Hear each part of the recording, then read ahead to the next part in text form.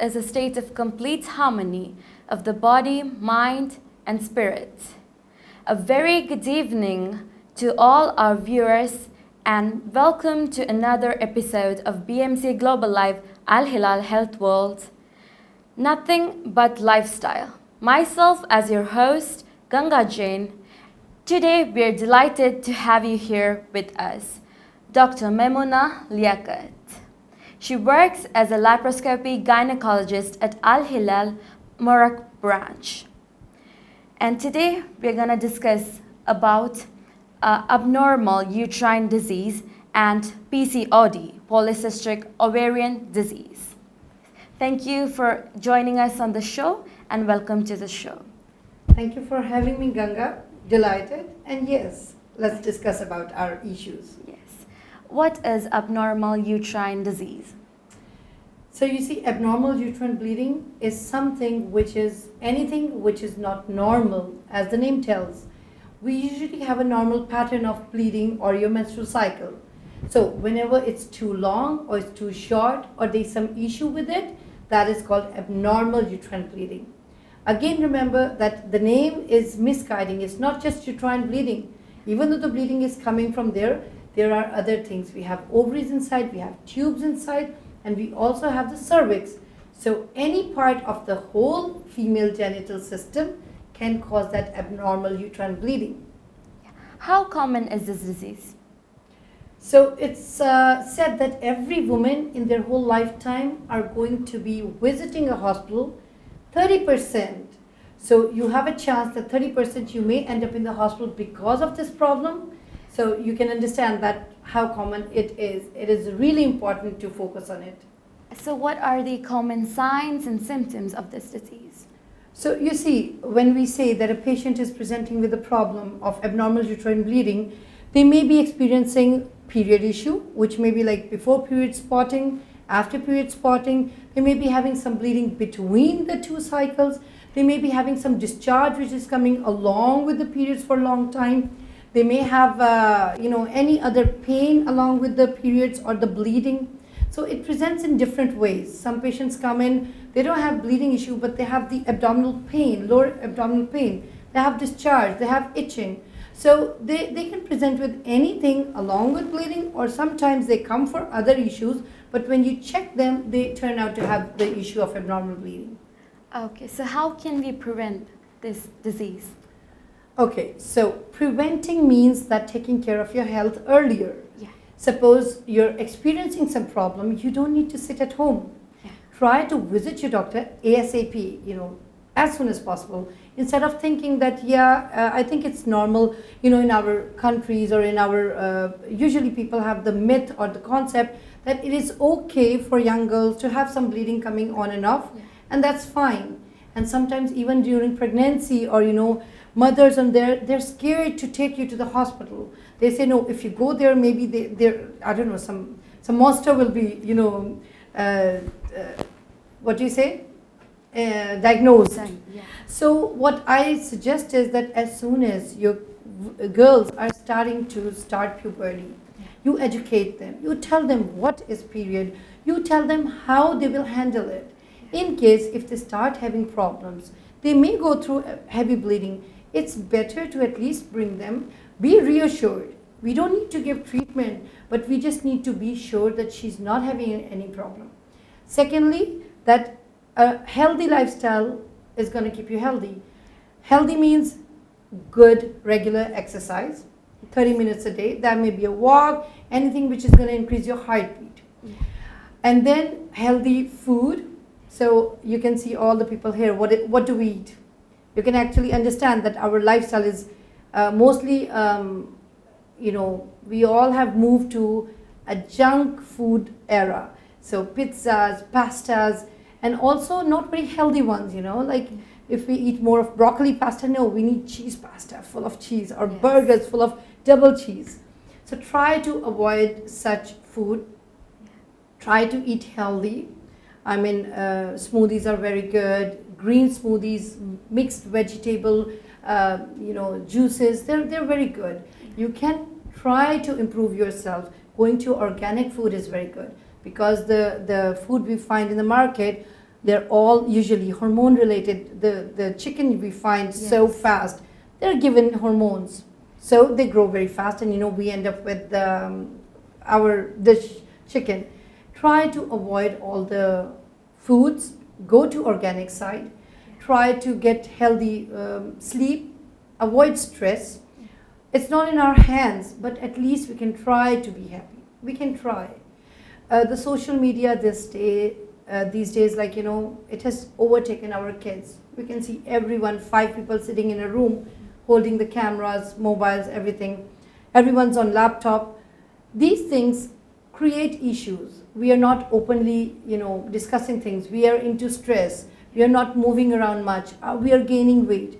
So if we can prevent all these things, we become active, we become happy.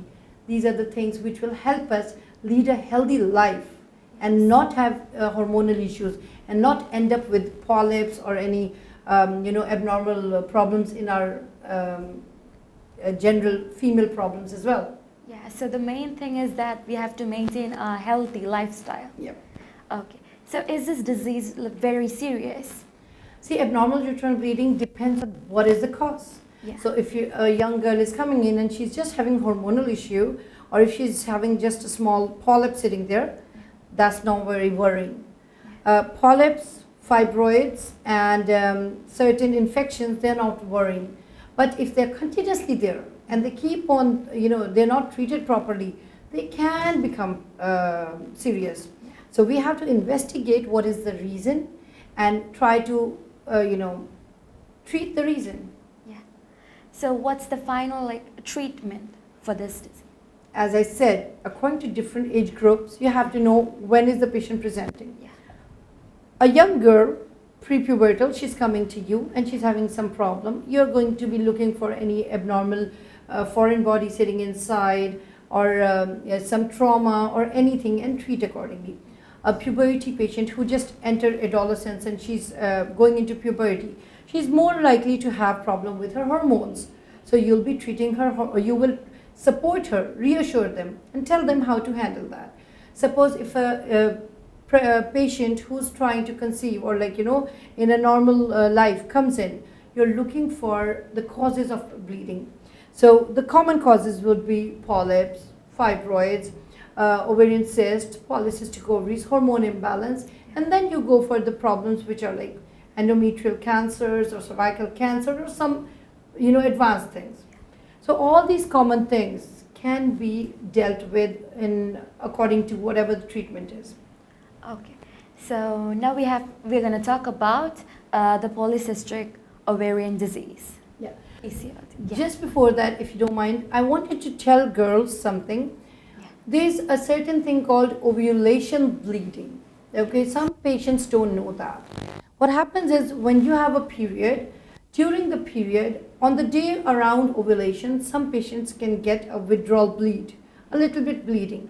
For some, it may be heavy for 1-2 days. The reason is the sudden withdrawal of the hormones, because the hormones in the body, when the egg opens, it ruptures, the hormones suddenly fall down, and because of the change, you may have a little bleeding. So that is normal. That is nothing to worry about. Just seen on the ultrasound. So if someone's right on your ultrasound PCO, this does not mean that that patient has a problem and she needs to be treated. It may be just an incidental finding. PCOD means polycystic ovarian disease. So when you say polycystic ovarian disease, that means that person is definitely affected and he's experiencing problem. It's not just related to your ovaries, it is also giving you symptoms, it is also having your hormonal issues, so you need to treat that patient. Whereas the PCOS is polycystic ovarian syndrome. So when the syndrome comes in, syndrome is not only related to your PCOD, like just the disease itself, it has metabolic, so that means related to all your metabolism. You may have diabetes with that. You may be very obese with that. You may experience cardiac issue with that. You may experience sleep apnea. That means when you sleep, you cannot breathe properly. So you are having multiple issues related to that disease itself. And that is more serious. Yeah, as the name suggests, syndromes, right? Yeah. A chain of symptoms. Yeah.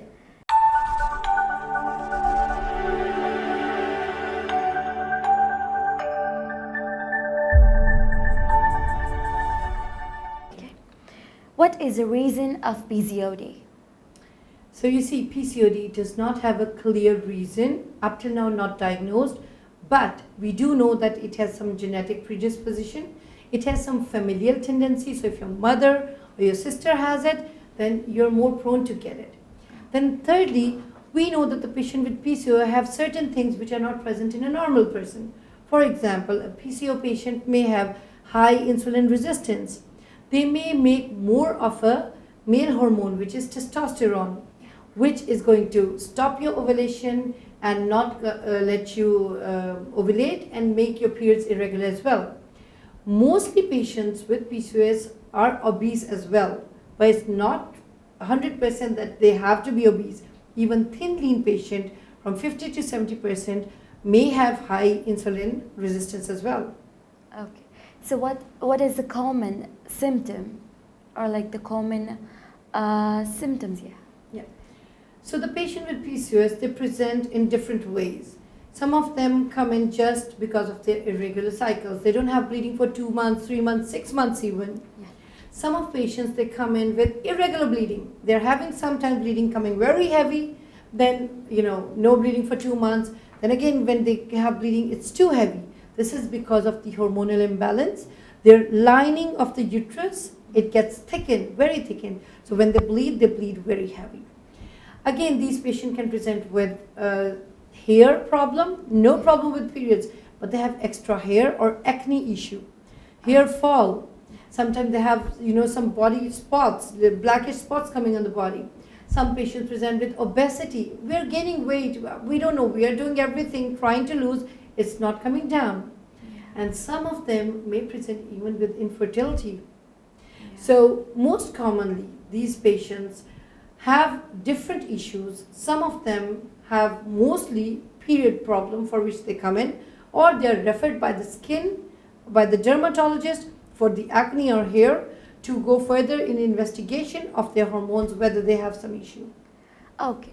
So what are the treatment alternatives for the patients with this disease and are planning to get pregnant? Okay. So now when a patient comes in, first thing is we have to diagnose them. Yeah. We need some blood test for them. We have to know how to find out they have PCO or not. So obviously every patient who walks in, a proper good history matters. And there's one thing I really want people to know, that PCO is not a joke. Please don't tell everyone PCO and leave them alone. The very important thing, Ganga, I've noticed here in Bahrain is that unfortunately patients are walking in your clinic diagnosed as PCO for ages. Like maybe they know that we are PCO from 3 years, 4 years, but they have not taken their treatment properly. And they do not know how to actually control their PCOS, because PCOS is something, if you properly take care, it's going to stay down. The moment you don't take your treatment properly, it's going to come back. Yeah. What happens is they're taking medication, they take it for 1 month, 2 months, and they think they're okay, and they leave it, and it comes back. So the issues never resolve. It is so important for the patient to understand what she's having and then to try to treat it for long term, not just for the few months. In general, you need to understand that if a patient has high insulin resistance, then you need to give them glucophage and dietary improvement. So unless if a patient's weight or BMI is more than 30, you must make sure, tell them to bring their BMI below that. Anyone above 35 is very high. They are not going to ovulate unless they reduce their weight. And the interesting thing is, they only have to lose 15 to 20% of their body weight. Whatever their baseline is, the moment they reduce 15 to 20%, their body starts, coming back. They start ovulating.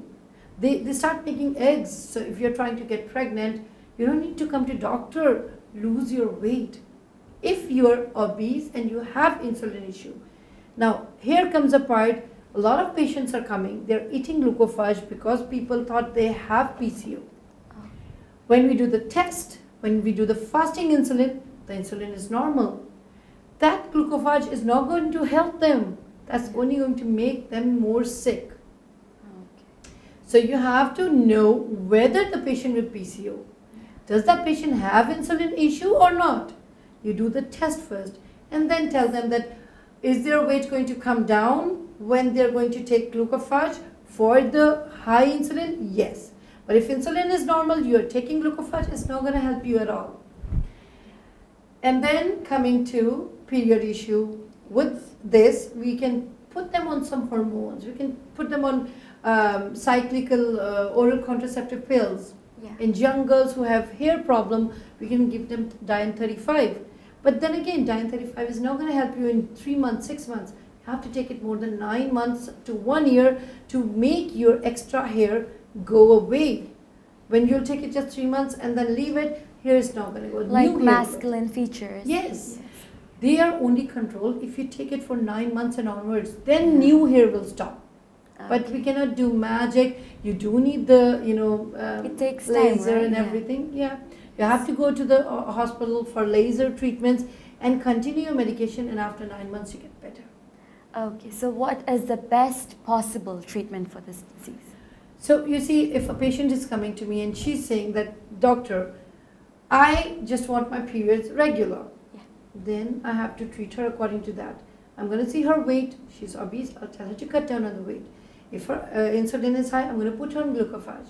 If she needs hormonal, management, I'll put her on that. But I will guide her how long this is going to take and when should she be back and how she should control. If a patient is coming, she says, I have no issue with my period. Even if they don't come for 3-4 months, I don't mind. I don't need to give her OCPs.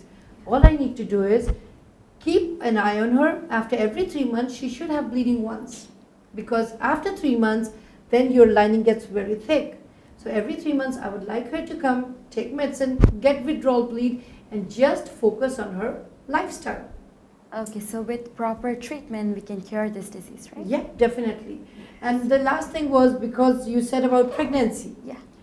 Patients who are trying to get pregnant, definitely we need to support them more.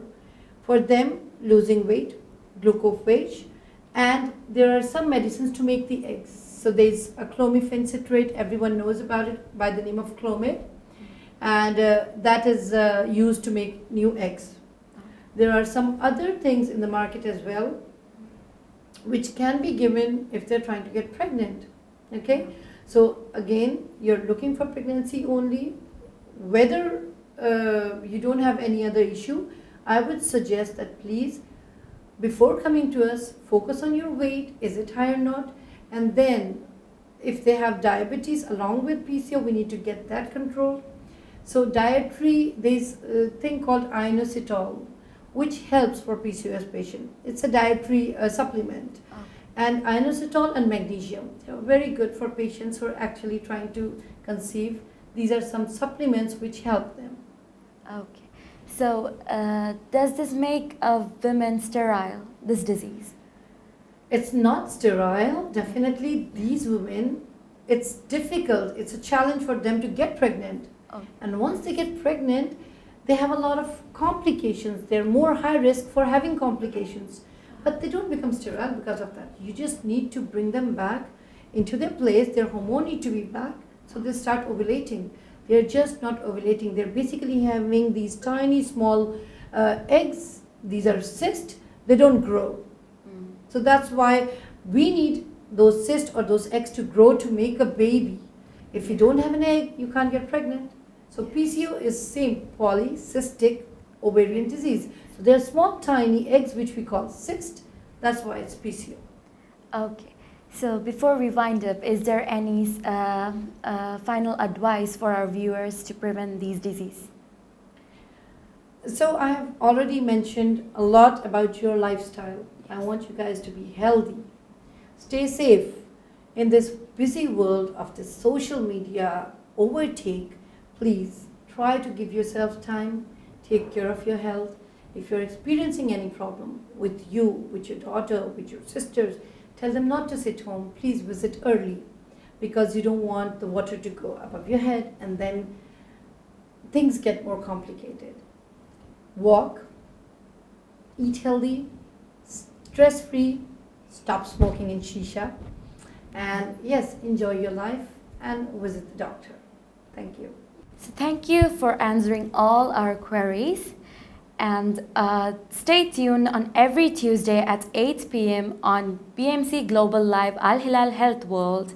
And until then, this is Ganga Jain signing off. Thank you.